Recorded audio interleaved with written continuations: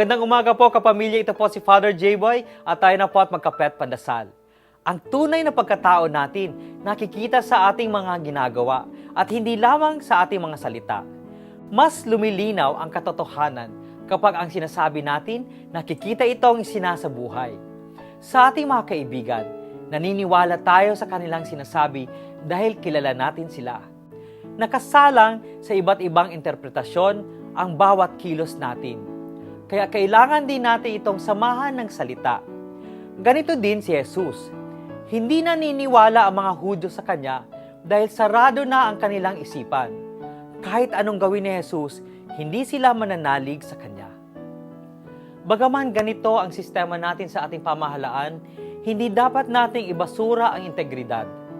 Mahalaga pa rin protektahan ang ating mga pangalan sa pamamagitan ng pagsasama sa dalawang aspeto ng buhay, ang salita at ang gawa.